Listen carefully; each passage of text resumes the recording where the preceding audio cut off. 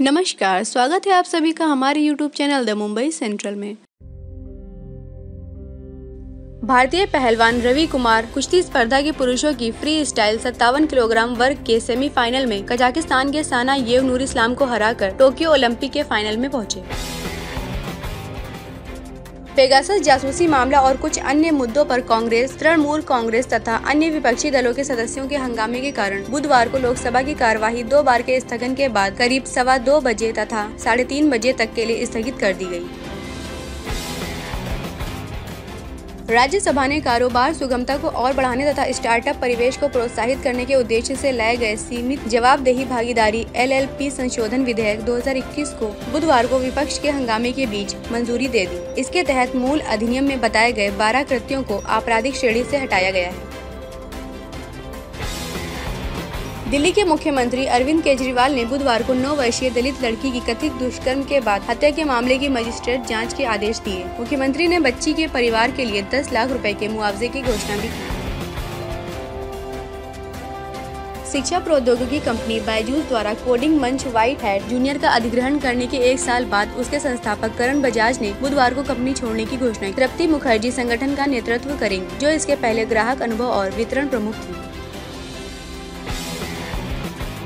सरकार ने बुधवार को बताया कि 2021 की तीसरी तिमाही में भू-स्थैतिक प्रक्षेपण यान GSLV F10 द्वारा एक पृथ्वी निगरानी उपग्रह EOS-03 को प्रक्षेपित करने की योजना है। लोकसभा में नामा नागेश्वर राव के प्रश्न में लिखित उत्तर में प्रधानमंत्री कार्यालय में राज्य मंत्री डॉक्टर जितेंद्र सिंह ने यह जानकारी दी। राष्ट्रीय मानवाधिकार आयोग NHRC ने मुंबई और कोलकाता की जेलों में 2 कैदियों के आत्महत्या के मामले को बुधवार को गंभीरता से लेते हुए इस संबंध में महाराष्ट्र और पश्चिम बंगाल के विधि सेवा प्राधिकरण के सचिव से 4 सप्ताह के भीतर संबंधित राज्यों में जेलों की स्थिति पर जवाब मांगा है।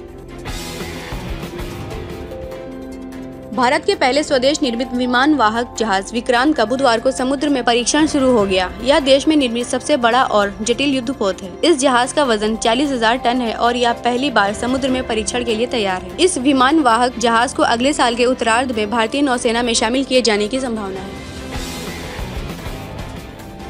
देश के सबसे बड़े बंधक ऋणदाता HDFC ने बुधवार को कहा कि उसने बकाया वसूली के लिए अंसल हाउसिंग लिमिटेड के गिरवी रखे गए 7.78% शेयरों को जब्त किया है।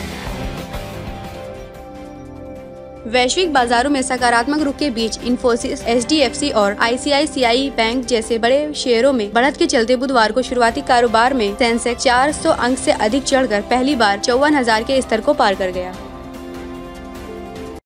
अगर अभी तक आपने हमारे चैनल को सब्सक्राइब नहीं करा है तो इसे तुरंत सब्सक्राइब करें और बेल आइकन को प्रेस करना ना भूलें।